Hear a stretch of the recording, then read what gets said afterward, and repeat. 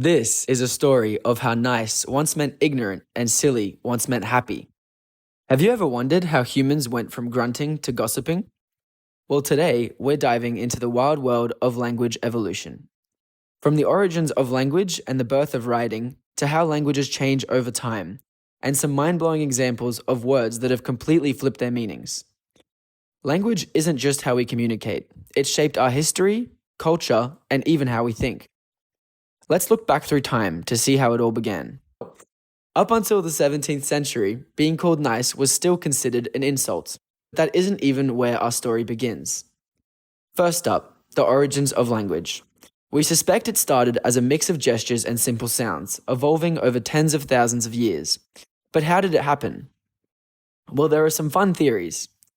The Bow Wow theory says language began with imitations of animal sounds. Woof, roar, moo.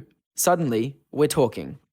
Then there's the yo-hey-ho theory, linking the development of language to rhythmic chants during group tasks.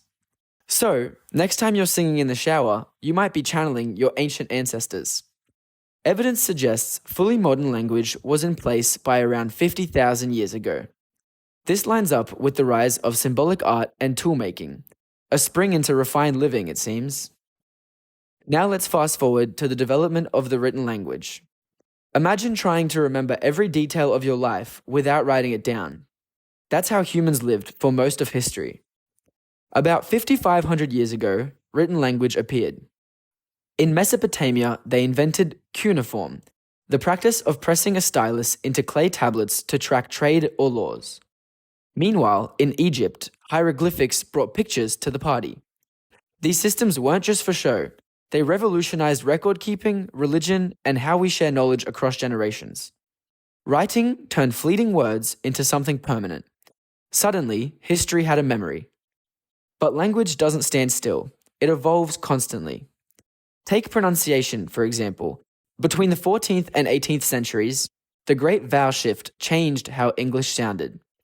If Shakespeare were alive today, he'd probably sound like he had a mouthful of marbles to us.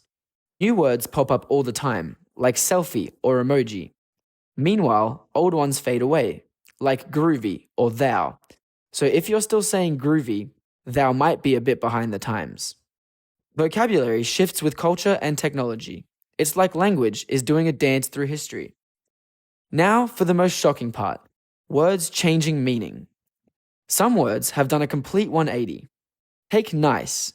In Middle English, it meant ignorant or foolish. Now it means pleasant. So if someone called you nice back then, it wasn't a compliment.